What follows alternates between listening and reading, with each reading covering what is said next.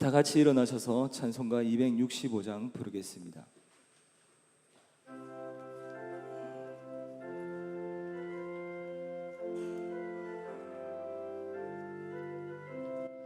주 십자가를 지심으로 죄인을 구속하셨으니 그 피를 보고 믿는 자는 주님의 진노 면하겠네. 내가 그 피를 유월절 그 양의 피를 볼 때에 내가 널 넘어서 가리라. 흉악한 죄인 괴수라도 예수는 능히 구원하네. 온몸을 피에 담글 때에 주님의 진노 면하겠네.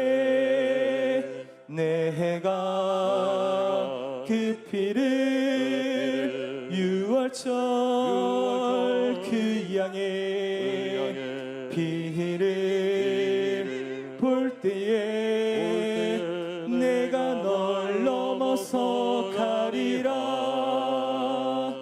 심판할 때에 모든 백성 행한 일대로 보응받네. 주님의 피로 죄 씻으면 주님의 진노 면하겠네. 내가 그 피를 유월절 그 양의 피를 볼 때에 내가 널 넘어서 가리라. 구주의 사랑 크신 은혜 보혈의 능력 의지하세. 심판의 불이 내릴 때에 주님의 진노 면하겠네. 내가 그 피를 유월절 그 양의 피를 볼 때에 내가 널 넘어서 가리라. 함께 자리에 앉으시겠습니다. 배수완수 집사님 기도하시겠습니다.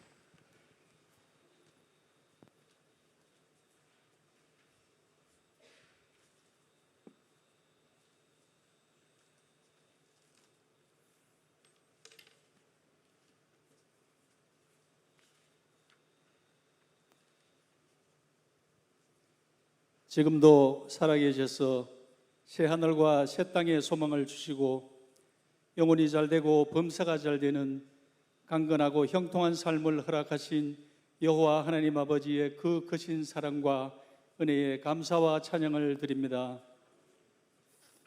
이 시간 저희들의 마음속에 하나님께서 친히 임하셔서 저희들의 찬양과 기도를 받아주시고 하늘나라의 거룩하고 신비한 말씀으로 응답하여 주옵소서.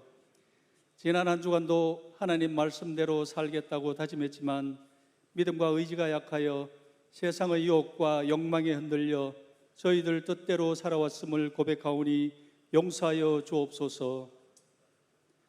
우리가 어떻게 살아왔든지 있는 모습 그대로를 사랑해 주시는 하나님의 그 넓고 크신 사랑에 감사드리며 그 사랑을 이웃에 나누며 살아가는 저희들이 되게 하옵소서.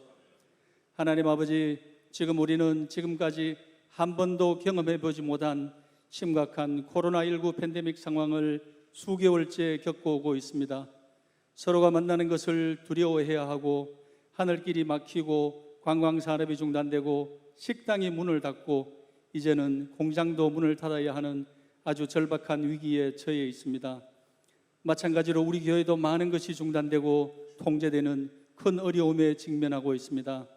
하나님 아버지, 저희들에게 이 어려운 세상을 헤쳐나갈 지혜와 당분간은 참고 지낼 수 있는 인내심을 허락하여 주셔서 이 어려움 또한 언젠가는 극복되고 지나가리라는 것을 믿고 희망 속에 살아가게 하옵소서. 특별히 오늘 예배는 광복 75주년 기념주일로 드립니다. 오늘의 행복한 우리 삶을 지켜주기 위하여 또 조국의 광복을 위하여 아까운 목숨 바쳐 희생하신 애국 선열들을 기억하고 그분들의 거룩한 뜻에 부끄럽지 않은 생각으로 삶을 살아가게 하옵소서. 오늘 아침 담임 목사님께서 복음 중에 복음이라는 제목으로 말씀 전하실 때에 그 말씀 하나하나가 우리의 가슴 속에 뿌리를 내려 은혜와 사랑으로 성숙되어 그것을 지역과 이웃에 나누며 살아가는 우리들이 되게 하옵소서. 이 엄중한 시기에 총회장의 직분으로 여러 가지 현안들을 해결하기 위해 최선을 다하시는 담임 목사님께 넉넉한 건강과 충만한 은혜 주셔서 현안들을 합당한 길로 잘 이끌 수 있게 축복하여 주시옵소서. 찬양으로 예배를 시작하는 둘로스 찬양단과 또 아침 일찍 특별 찬양으로 하나님께 영광 돌리는 율리아 21 여전도회를 축복하여 주시고 그들의 아름다운 찬양이 하나님께 상달되게 하옵소서. 또 맡은 바 소임을 다하기 위해 각 부서에서 말없이 사랑으로 봉사하시는 우리 모든 형제 자매들을 기억하여 주시고 그들의 수고에 더 큰 은혜로 축복하여 주시옵소서. 예배의 모든 순서를 통하여 하나님께서 홀로 영광 받으시고 저희들에게는 위로부터 내리는 신령한 은혜를 맛보는 시간 되기를 바라오며 이 모든 말씀 예수 그리스도 이름으로 기도드립니다. 아멘.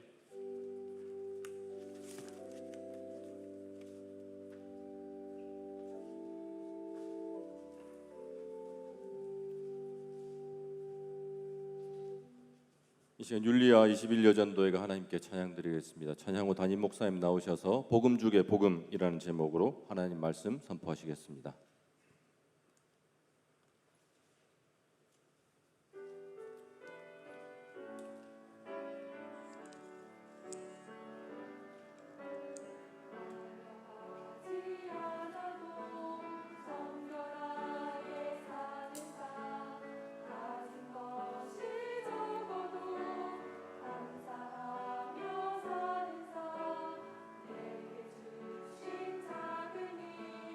나눠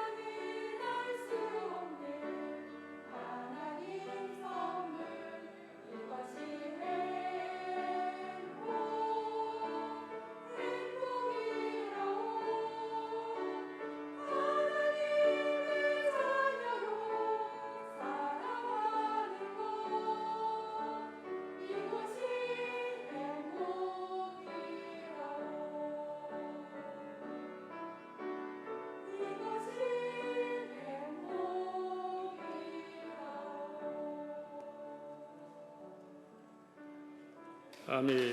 감사합니다. 네, 감사합니다. 오늘 아침 우리에게 주시는 생명의 말씀입니다. 요한복음 3장 16절, 17절 두 절을 함께 읽겠습니다.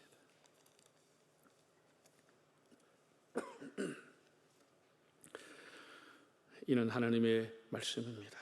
하나님이 세상을 이처럼 사랑하사 독생자를 주셨으니 이는 그를 믿는 자마다 멸망하지 않고 영생을 얻게 하려 하심이라. 하나님이 그 아들을 세상에 보내신 것은 세상을 심판하려 하심이 아니요 그로 말미암아 세상이 구원을 받게 하려 하심이라. 아멘.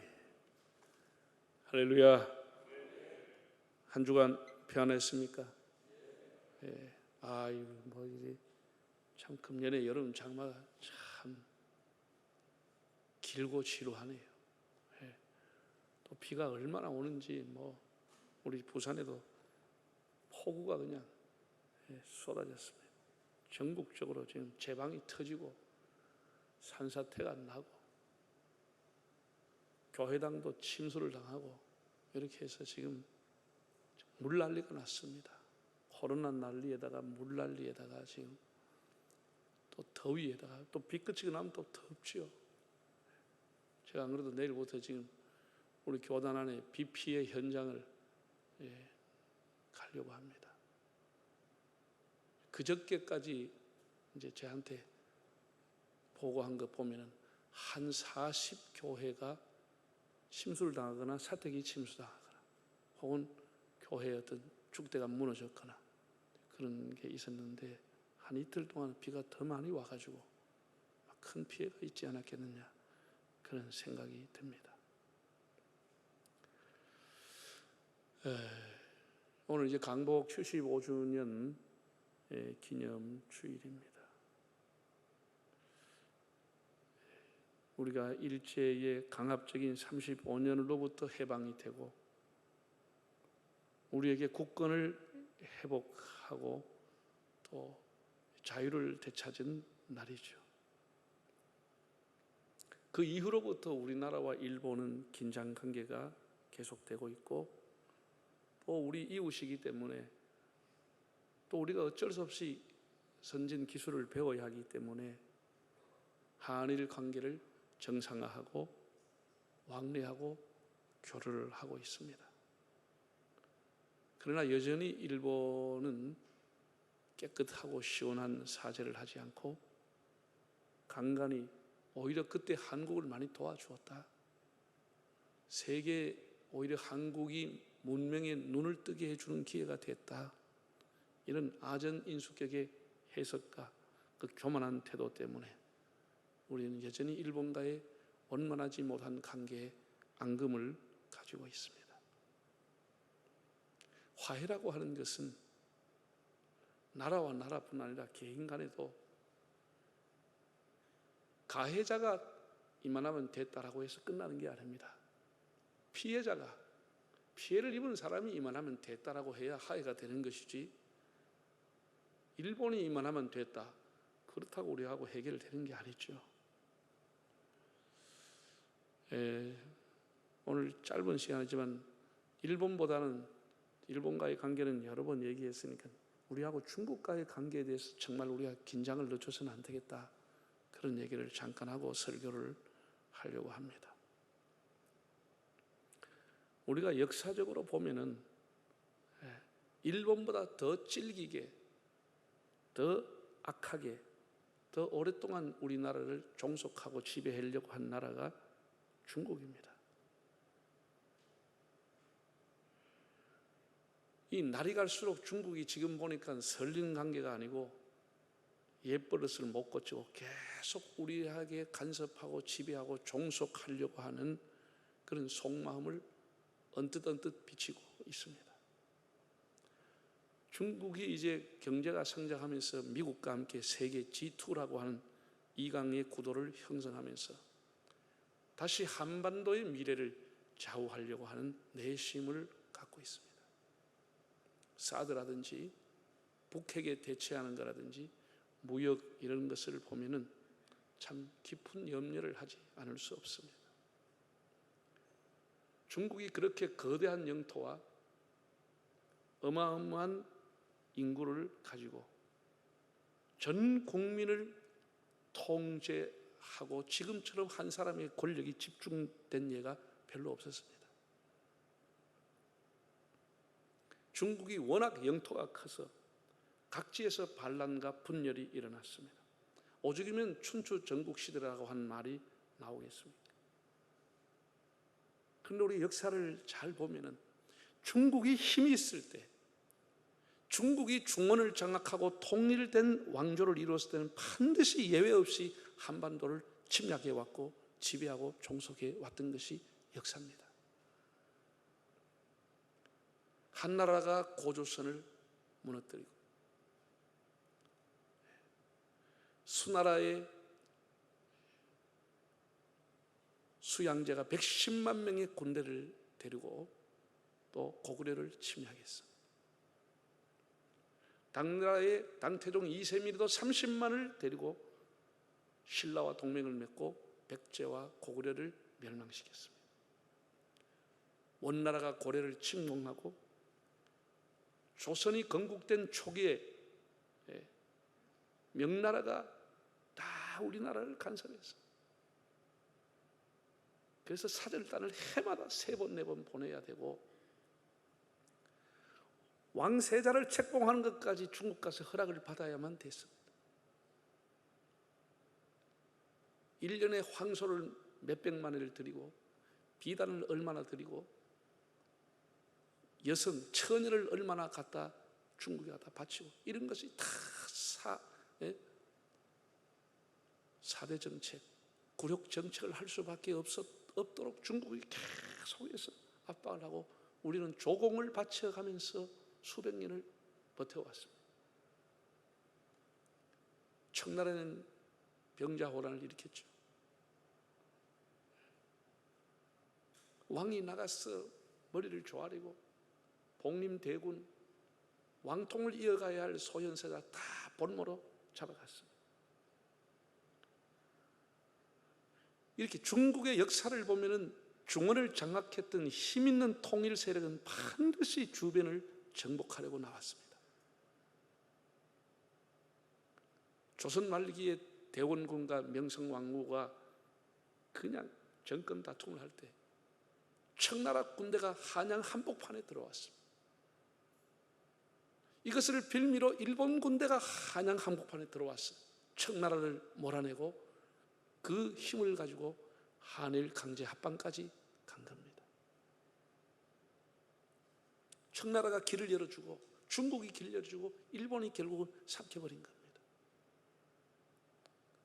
지금 중국이 그 어느 때보다도 통일된 세력으로 강력한 사람이 통치하고 있기 때문에 무슨 일이 일어날지 모릅니다. 여러분 우리가 보지만은 북한의 핵 문제를 대처하는 거 보세요. 세계에서 어떤 결의를 하든 유엔이 어떤 결의를 하든 한결같이 중국은 북한을 편들고 있습니다. 북한을 살리는 숨통을 열어주고 있습니다. 그리고 어떻게 하든지 남쪽만 한번 움직일 수 있다고 하면 한반도 전체를 지배할 수 있다고 하는 야욕을 그대로 갖고 있습니다. 만약에 우리가 미군이 철수했다, 한순간에 그냥 중국이 그냥 두지 않습니다. 한순간에 그냥 덮쳐버립니다. 그것이 역사가 우리에게 보여주는 겁니다. 정말 우리는 일본보다 더 중국을 두렵게 생각하고 경계해야 됩니다.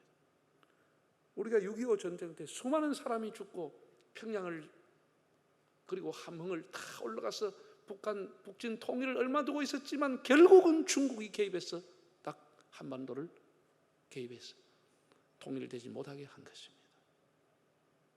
우리가 이런 것을 역사적으로 깨닫고 중국이 결국은 우리 한반도의 통일을 방해하는 가장 큰 세력이 될 것이고 오히려 중국의 힘에 의해서 한반도를 통일시켜 보려고 하고 있습니다.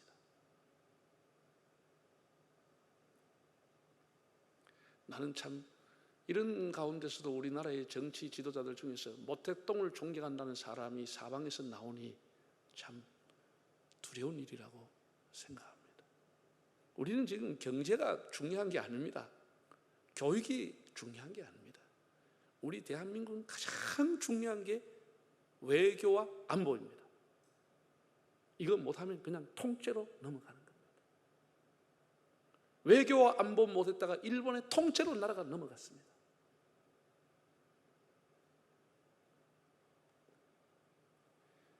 일본과 중국은 우리와 거의 비슷한 문화권을 갖고 있고 지금은 세계적인 강대국입니다. 적도 아니지만은 친구도 아닙니다. 그냥 단순히 이웃 국가입니다. 언젠가는 우리를 지배할 야욕을 갖고 있는 이웃이라고 하는 것을 우리가 알아야 합니다. 여러분, 세계 모든 전쟁은 99%가 국경선을 맞댄 인접 국가와 전쟁을 했습니다. 국경선을 맞댄 인접 국가가 정복을 하고 침략을 하고 전쟁을 일으켰습니다.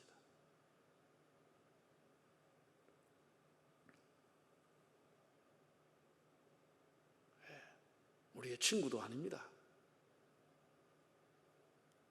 언젠가는 우리를 지배하려고 하는 이웃의 큰 나라 정도로 보고 우리가 정신을 차려야 합니다.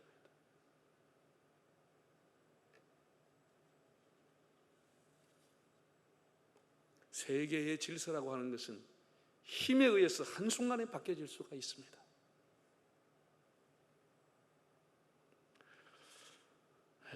오늘 이제 요한복음 3장 16절을 순서대로 이제 강의를 하게 되겠습니다. 하나님이 세상을 이처럼 사랑하사 독생자를 주셨으니 이는 죄를 믿는 자마다 멸망치 않고 구원을 얻게 하려 함이라. 아마 교회를 다니는 분이라고 하면 이 기절을 암송하지 않은 분이 없으리라고 봅니다. 모두가 사랑하는 성경 기절입니다. 또 성경에 나온 대표적인 기절이라고 해도 과언이 아니죠. 마틴 루터는 이 한 절을 가리켜서 작은 복음이다 라는 별명을 붙였습니다. 마태복음, 마가복음, 누가복음처럼 이 한 절만 해도 작은 복음이라 불려도 된다라고 했습니다. 미국 서부 지역의 LA에 가면은 그 햄버거 가게 중에 인앤아웃이라고 하는 버거가 있습니다. 뭐 우리가 한국에서는 뭐 맥도날드가 최고도 하는데 미국의 서부 지역에서는 좀 인앤아웃이라고 하는데 가면은 매장에 발 디딜 틈이 없습니다. 그 접시라든지 콜라를 먹는 컵이라든지 전부 바탕에 뭐라고 적었냐? 요한복음 3장 16절을 다 적어놨어요. 우리나라에도 카페 이름을 요한복음 3장 16절로 존 3장 16절로 적어서 카페 이름, 식당 이름이 몇 군데가 등장을 했습니다. 고속도로를 지나다 보면은 하나님은 당신을 사랑합니다. God loves you라고 하는 그런 큰 입가판을 보게 됩니다. 굉장히 감동이죠. 미국의 미노트라고 하는 작은 항구 도시에 등대가 있는데 거기에서 보내는 암호가 하나님은 당신을 사랑합니다. God loves you라고 하는 그런 깜빡깜빡하는 글자가 쫙 나온다는 거예요. 그러면 사람들이 여기에 미노트 항구가 다가왔구나 라고 하는 것을 알게 된다는 거지. 그런데 그 이제 항구가 오래돼서 장비가 새로운 것으로 교체를 하기 위해서 이 암호를 사용하지 않게 된 겁니다. 그래서 그 앞을 지나는 많은 선장과 선원들이 항의를 해가지고 다시 옛날의 장비로 바꿔달라. 그래서 다시 바꿨다는 거예요. 그 칠흑같이 어두운 바다에 불안과 공포 속에 항해하다가 하나님은 당신을 사랑합니다. 그런 불빛에 깜빡이는 네온 사인을 보게 되면 얼마나 그들이 위로가 되겠습니까? 성경은 한마디로 하면은 하나님이 당신을, 너를 사랑한다라고 하는 러브 레터입니다. 그래서 요한복음 3장 16절이 대표적인 성경 귀절이 된 겁니다. 하나님이 너를 사랑한다. 오늘 제가 본문을 가지고 한 5가지 정도 간략하게 말씀을 드리겠습니다. 첫째는 복음의 출발, 복음의 기원, 복음의 뿌리가 어디냐? 하나님이 세상을 이처럼 사랑하사라고 한 겁니다. 하나님이 세상을 이처럼 사랑하사. 이게 복음의 기원입니다. 피조물의 행동, 인간의 행동이 먼저가 아니고 하나님이 먼저 행동을 한 겁니다. 하나님이 범죄한 아담과 하와를 먼저 찾아와서 그 수치를 옷으로 가려주는 사랑을 보여주셨다고 하는, 그 허물을 덮어주셨다고 하는, 창조주 하나님이, 구원자 하나님이 먼저 찾아오시는 것이 이 복음의 시작입니다. 사람이 진리를 탐구하고 사람이 돌을 닦고 사람이 수양을 하고 사람이 경건하게 해서 신을 찾아가는 것이 아니라 하나님이 먼저 움직이시는 것, 하나님이 먼저 마음의 문을 여시고 하나님이 먼저 사랑의 손을 뻗어주시는 것이 복음의 출발입니다. 하나님 먼저 우리를 사랑했다라고 하는 거예요. 세상을 이처럼 사랑하사라고 했습니다. 여러분, 세상이라고 하는 것이 어떤 곳입니까? 세상이라고 하는 것 안에 사람이 포함되어 있죠.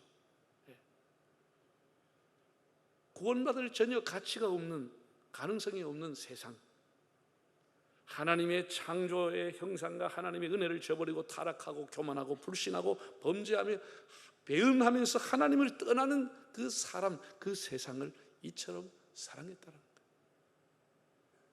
거예요. 이처럼 사랑했다, 이만큼 사랑했다는 거예요. 이만큼.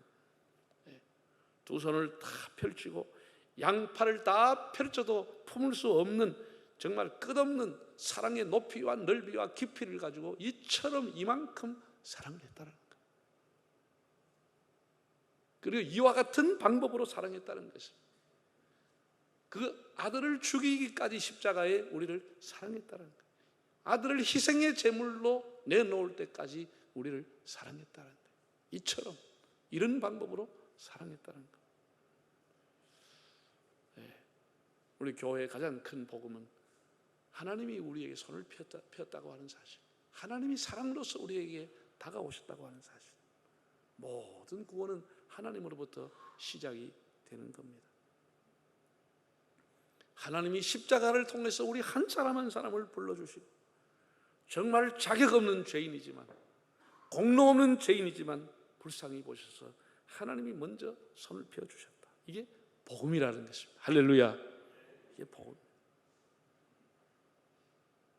이스라엘이 우리가 성경에 보면 수없이 하나님을 배반하고 하나님 앞에 범죄했지만, 우상 숭배하고 하나님 앞에 등 들리고 율법을 버리고 벨의 길을 갔지만 하나님이 채찍을 치셨지만 영영 버리지 않은 하나님의 사랑, 이처럼 사랑해 주신 사랑, 이처럼 죄를 용서하시고 이처럼 은혜 가운데 살게 하시고 이처럼 목사가 되게 하시고 집사가 되게 하시고 이처럼 하나님의 자녀로 살게끔 해주신 그 하나님의 사랑, 그것이 복음의 뿌리입니다. 두 번째는 복음의 내용이라고 하는 것입니다. 복음의 내용은 뭐냐? 복음의 내용은 독생자를 주셨으니 라고 하는 겁니다. only son, 독생자를 주셨다고 하는 겁니다. 우리 헬라를 찾아보면 이 독생자라고 하는 단어가 모노게네스라는 단어로 되어 있습니다. 모노와 게네스라는 두 가지 단어가 합쳐져 있는데, 모노게네스, 형용사로 독생한, 유일한 그런 뜻을 갖고 있습니다. 우리가 모노라고 하는 것은 잘 알죠. 모노레일, 그런 것처럼 오직 하나밖에, 단 하나의, 그걸 모노라고 합니다. 헬라어로. 게네스라고 하는 것은 겐이라고 하는 단어에서 나온 건데, 이거 우리 게네스, 게놈, 거의 같은 단어입니다. 게놈이 뭐지요? 유전자, 유전체, DNA, 그런 의미를 갖고 있습니다. 모노게네스, 유일하신 하나밖에 없는데 영생이라고 하는, 생명이라고 하는 DNA를 갖고 계시는 분이라는 뜻입니다. 딱 유일하신 한 분, 생명이라고 하는 DNA를 갖고 계신 분, 영생이라고 하는 DNA를 갖고 계신 그 하나님 아들을 보내주었다는 거예요. 영생이라고 하는, 생명이라고 하는 유일한 분이 예수라고 하는 의미가 포함되어 있는 것입니다. 그냥 단순히 외아들, 단순히 독자가 아니라 영생이라고 하는 유전자를 갖고 계시는 그 독생자를 보내주었다는 거예요. 얼마나 놀라운 일입니까? 그래서 그 아들을 믿으면은 요한했던 우리의 생명이 영생하는 생명 속에 들어가게 되는 것이죠. 영생하는 하나님의 아들과 연결이 된다는 것이죠. 이게 복음이라는 거예요. 이게 복음이라는 거예요. 그래서 우리는 예수를 믿으면 이 땅에 유한한 시간을 살 뿐 아니라 영원한 시간까지 갖게 된다는 사실입니다. 이미 영생을 얻었고, 영생을 얻었고라, 영생을 앞으로 얻을 것이 아니고 얻었고라고 하는 것입니다.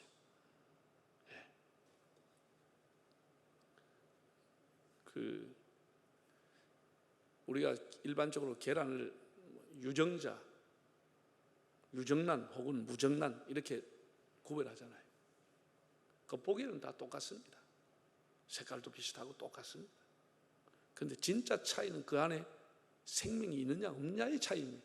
이건 어마어마한 차이입니다. 가격은 그렇게 많이 차이 나지 않지만 내용은 엄청난 차이가 나는 겁니다. 암탉이 20일 동안에 그 알을 품으면 그건 판명이 나는 것이죠.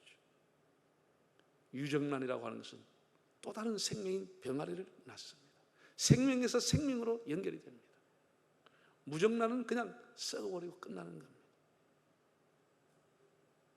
무정란이라고 하는 것은 암탉이 그냥 지절로 돌아다니다가 낳는 알입니다. 생명이 없습니다.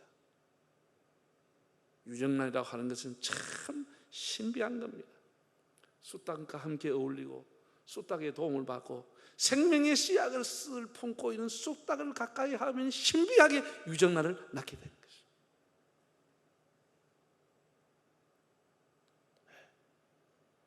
완전히 다른 것이죠. 생명이 있느냐 없느냐 완전히 다른 겁니다.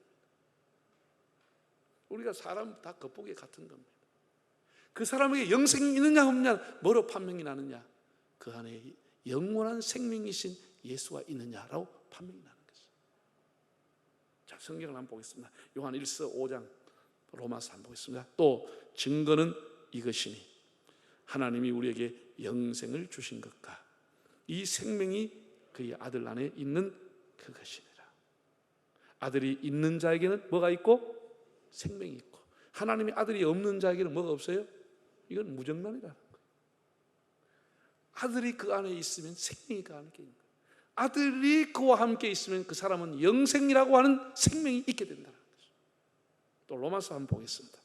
죄의 싹은 사망이요 하나님의 은사는 그리스도 예수 우리 주 안에 있는, 예수 안에 있는 사람은 영생이라고 하는 거죠. 영원한 생명으로 연결되고 이어지고 붙여진다는 거예요.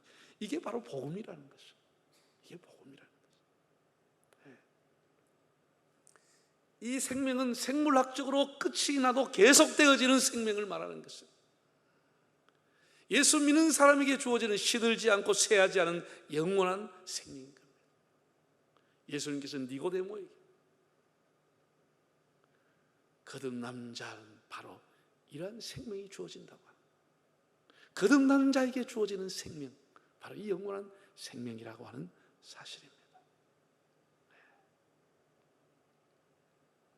독생자를 주었다. 단순히 외아들, 독자가 아니고 영원한 생명의 씨앗을 갖고 계시는, 그 유전자를 갖고 계시는 예수님을 주셨다고 하는 것입니다. 할렐루야. 이게 바로 복음이라는 것이죠. 이게 복음이에요. 세 번째, 그 복음의 방법이 나옵니다. 복음이 내 것 될 수 있는 방법이 뭐냐? 이 놀라운 복음을 주었는데 그 사랑, 그 영원한 생명, 그 구원이 내게 임하는 방법, 그 복음을 얻을 수 있는 방법, 그 구원을 얻을 수 있는 방법이 뭐냐? 저를 믿는 자마다 멸망하지 않고 영생을 얻게 하려 함이라. 믿는 자라고 합니다. 믿는 자. 누구나 다 이렇게 영생을 주는 게 아니고 제한된 믿는 자라고 하는 것으로 제한이 되어 있는 것입니다.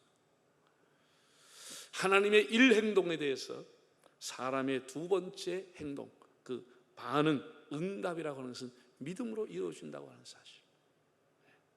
믿음으로. 여러분 예컨대 농사를 하기 위해서는 사람이 뭐 수고하고 아무리 애쓰고 좋은 씨앗이 있다고 농사가 되는 게 아닙니다. 농사라고 하는 것은 이번에 여러분 장마 봤잖아요.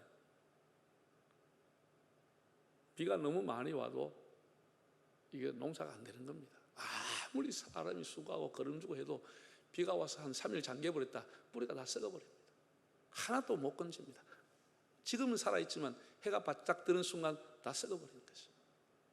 이 하늘과 땅이 다 조화를 이루어야 곡식은 열매를 맺게 되는 것이죠.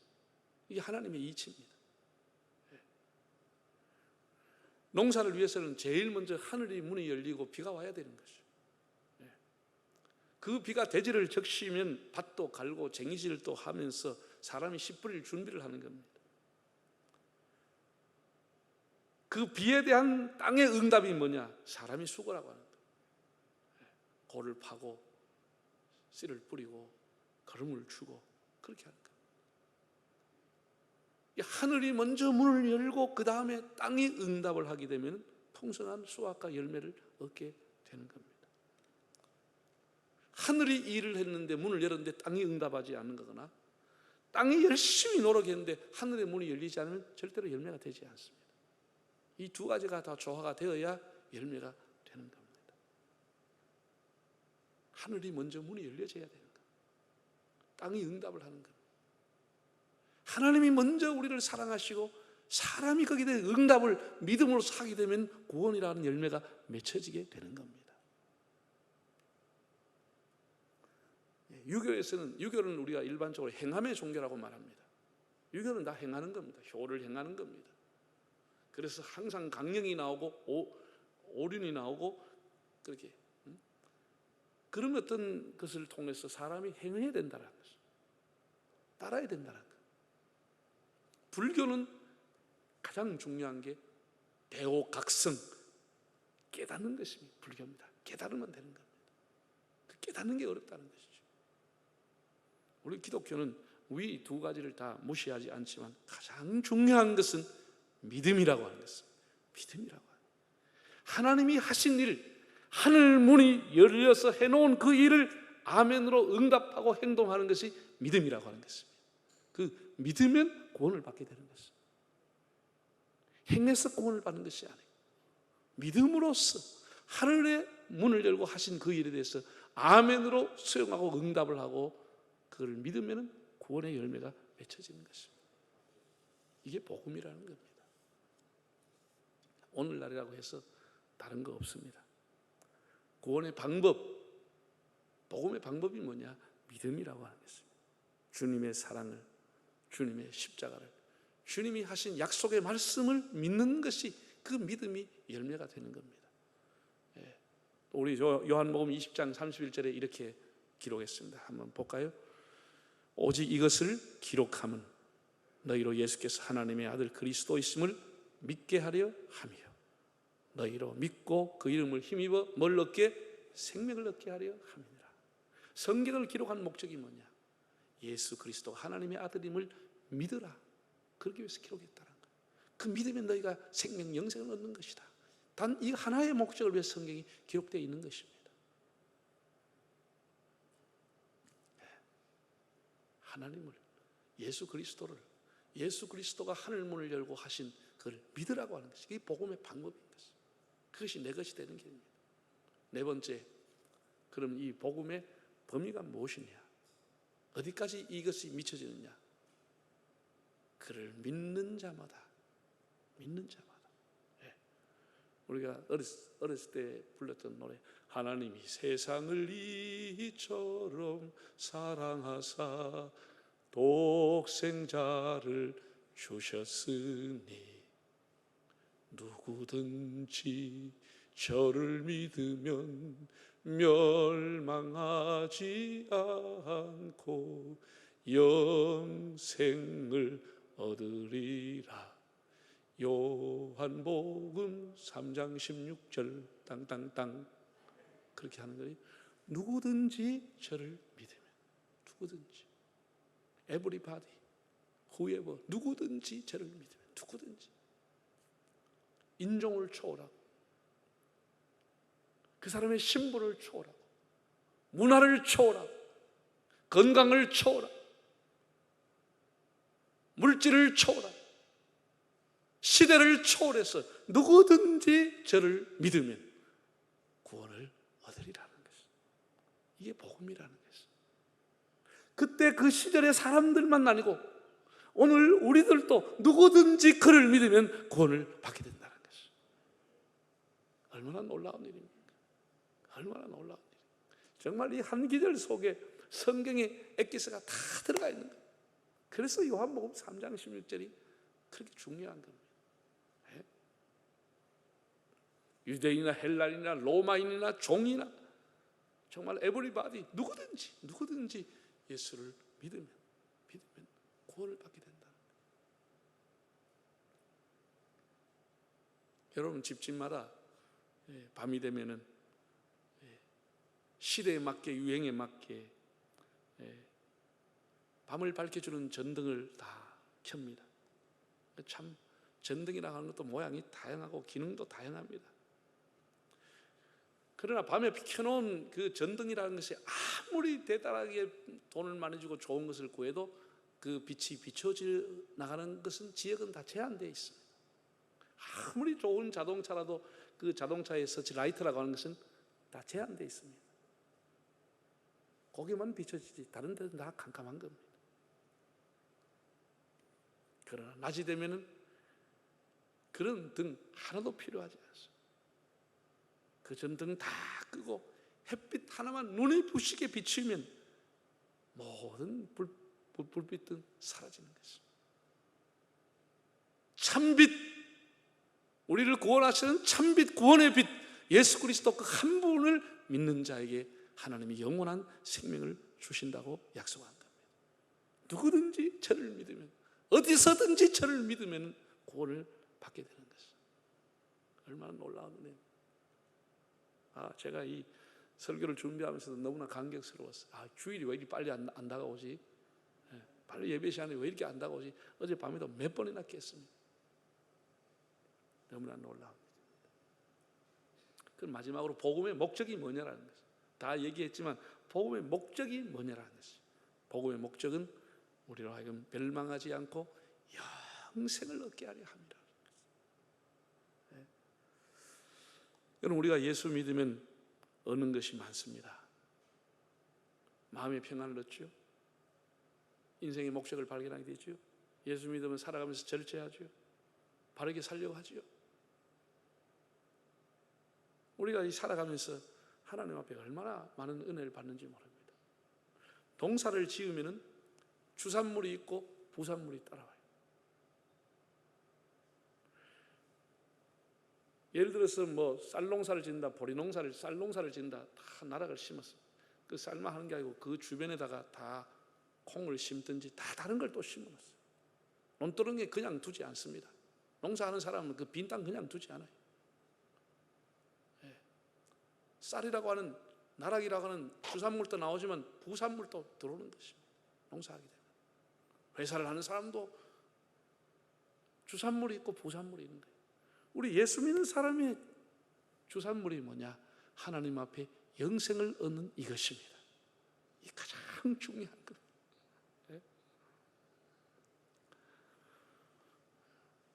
이게 우리가 이제 선후가 제대로 분명하지 않는다든지 주객이 전도되면 안 되는 겁니다. 가장 중요한 것은 우리가 교회에 나와서 예수 믿어서 하나님 앞에 받아야 할 것이 영생이라는 구원의 선물을 받아야 하는 것입니다. 나머지는 하나님이 우리에게 거저 주시는 또 값없이 주시는 은혜인 겁니다. 은혜인 겁니다. 시인 괴테가 예수를 믿지 않는 친구에게 이런 편지를 썼습니다. 죽어도 산다는 이 진리를 알기까지 자네는 우수한 나그네에 지나지 않네라고 했다. 죽어도 산다고 하는 이 진리를 알지 못하면 그냥 우스한 나그네에 불과하다는 것. 바울은 만일 우리가 그리스도 안에서 우리의 바라는 것이 금생뿐이라면 모든 가운데 가장 불쌍한 자가 우리라 그랬어. 이 생밖에 없다고 하면, 영생이 없다고 하면, 금생밖에 없다고 하면 가장 불쌍한 자가 된다고 그랬어. 그래서 이 복음의 진리를 깨달은 사람은 아무리 질병이 와도, 아무리 부도가 와도, 아무리 어려움이 와도 절망하지 않습니다. 왜? 주산물을 갖고 있기 때문에. 다른 것은 하나님 주시는 부산물들입니다. 가장 중요한 영생과 구원, 심판을 받지 않는 은혜를 받았기 때문에 어떤 경우에도 허무하거나 낙심하지 않는 겁니다. 하나님이 우리에게 주신 구원의 은혜를 갖고 있기 때문입니다. 사랑하는 성도 여러분, 오늘 요한복음 3장 16절 이 말씀 여러분 깊이 깨달을 수 있기를 바랍니다. 우리 한번 외워볼까요? 하나님이 시작. 하나님이 세상을 이처럼 사랑하사 독생자를 주셨으니 이는 누구든지 저를 믿는 자마다 멸망치 않고 영생을 얻게 하려 하심이니라. 여기에 5가지 말씀을 드렸습니다. 첫째는 복음의 기원. 하나님이 먼저 우리를 사랑했다고. 그 복음의 내용은 독생자를 주었다라고 합니다. 독생자. 영생이라고 하는 그런 씨앗을 가지고 있는, DNA를 가지고 있는 독생자를 우리에게 주셨다고 하는 사실. 그리고 그 복음이 내 것이 되는 방법은 그를 믿는 자, 믿는 자. 그 법인은 누구든지 아무든지 시대를 초월해서 누구든지 그에게 복음이 주는 목적이 뭐냐? 영생을 주신다고 하는 사실입니다. 여러분 주변의 사람들이, 심지어 여러분 가족들이 너 왜 예수를 믿느냐?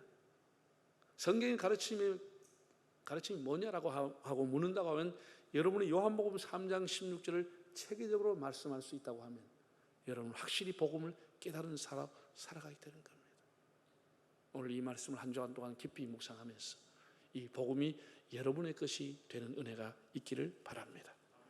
다 머리 숙이겠습니다.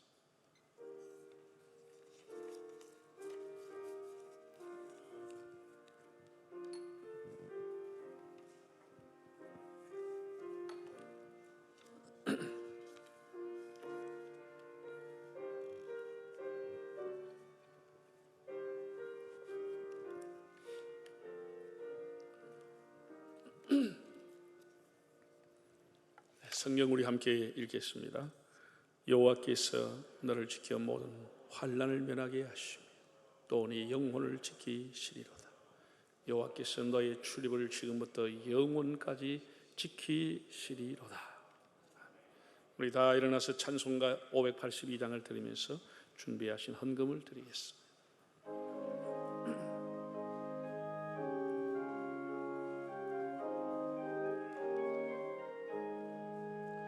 어두운 밤 마음에 잠겨 역사의 얼음 짙었을 때에 계명성 동쪽에 밝아 이 나라 영령이 왔다. 고요한 아침의 나라 빛 속에 새롭다. 속에 얽혀 이 땅에 생명탐 놓아간다. 옥토에 뿌리는 깊어 하늘로 줄기가지 솟을 때 가지 복만을 해요. 그 열매 만민이 산다. 고요한 아침의 나라 일꾼을 부른다. 하늘 씨앗이 되어 역사의 생명을 이어가리. 맑은 샘 줄기 용솟아 거칠은 땅에 흘러 적실 때 기름진 푸른 벌판이 눈앞에 활짝 트인다. 고요한 아침의 나라 새 하늘 새 땅아 길이 꺼지지 않는 인류의 불 되어 타거라. 봉헌송을 드리겠습니다. 감사해요 주님의 사랑.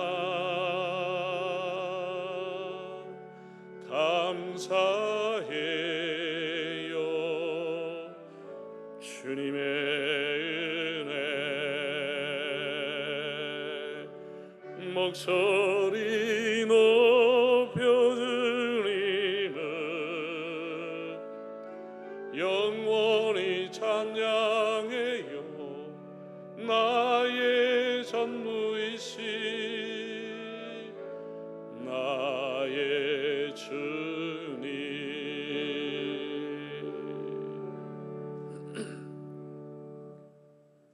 영화로우신 아버지 하나님,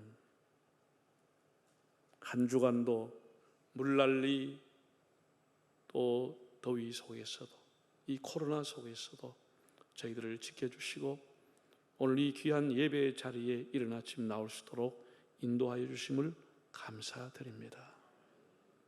폭우로 집이 침수되고 산사태가 나가 집이 다 날아가 버리고 온 동네가 다 잠겨 버렸어. 교회가 또 잠겨 버렸어. 이 주일을 맞이했지만 어쩔 줄 몰라 하는 많은 사람이 있지만 우리에게 이렇게 긍휼 주신 은혜 감사합니다. 속히 일어날 수 있는 힘을 하나님 허락하여 주옵소서. 아버지 하나님, 일제 때 하룻밤도 편히 자지 못하고 한 끼 밥도 편하게 먹지 못하며 온 산천을 피해 다니며 독립운동한 조상들이 있었기에 그들의 수고와 희생 덕분에 오늘 하나님께서 우리에게 해방의 은혜 주시고 우리나라가 해방 이후에 75년 동안 이렇게 많이 발전할 수 있도록 은혜 주신 것을 감사합니다.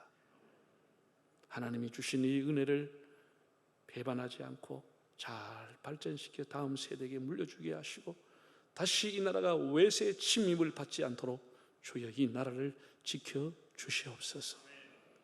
정치 지도자들이 겸손하게 국민을 섬기며 선거 결과에 따른 다수의 독재가 아니라 국민적인 합의를 가지고 국민들의 공감대를 이루어가는 지도자들이 되게 하여 주시옵소서.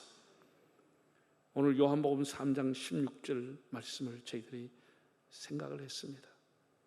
복음의 원천을 주신 사랑의 하나님, 영생의 씨앗을 갖고 계시는 독생자 예수를 우리에게 주신 구원의 하나님, 우리가 그 예수를 믿어 영생과 구원의 복을 누리는 삶이 되도록 우리 모든 가족들, 우리 주변의 사람들에게 주의 은혜를 허락하여 주옵소서. 하나님 앞에 하나님의 은혜를 기억해서 예물을 드리는 성도들, 온라인으로 예배드리며 하나님 앞에 또 헌금을 드리는 모든 분들 한 분 한 분을 기억하시고 그들의 가정과 자녀들과 그들이 기업과 직장 위에 주님의 너그러운 손이 늘 함께 해주셔서 우리가 이 땅에 살아갈 때 하나님이 주신 구원의 주산물뿐 아니라 하나님이 주시는 풍성한 부산물로 하나님을 영화롭게 하는 삶이 되게 하옵소서.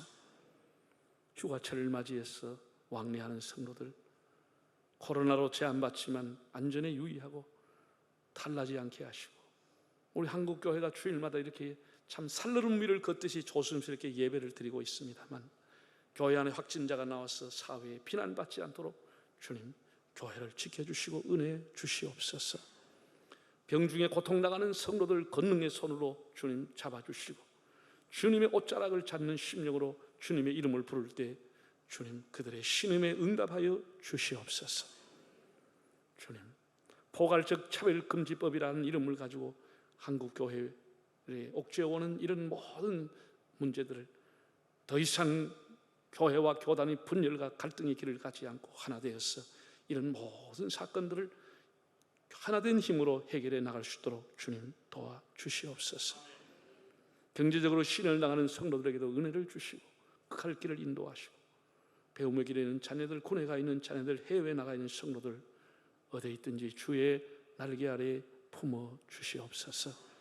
우리 총회가 점점 다가오고 있습니다. 하나님 앞에 맡기오니 주님의 선한 도구들이 되게 하시고 위기의 시대에 한국교회를 어떻게 섬기며 한국 사회에 어떤 방향을 제시할 것인지 민족의 등대가 될 수 있도록 교단을 축복하여 주옵소서. 오늘도 곳곳에서 예배를 섬기는 종들을 통해서 하나님 영광 받으시기를 원하올 때 예수님의 이름으로 기도드립니다. 아멘.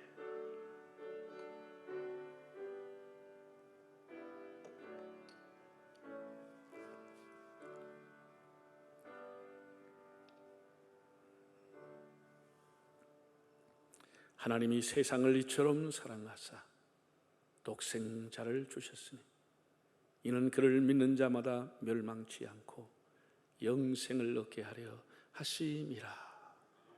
이제 우리 주 예수 그리스도의 은혜와 아버지 하나님의 사랑하심과 보혜사 성령님의 감하시고 인도하여 주심, 하나님 주신 이 복음의 은혜를 깊이 간직하고 이 복음을 널리 전파하며 살기를 원하는 우리 온 성도들과 그 자녀들을 위해 이 나라 이 민족 위해 온 세계에 나가서 복음을 전하는 주의 종들에게 세우신 우리 총회와 한국교회 위해 영원히 함께 하시기를 축원하옵나이다.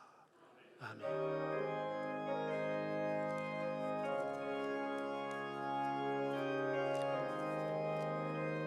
다 함께 할렐루야 할렐루야 찬양하세.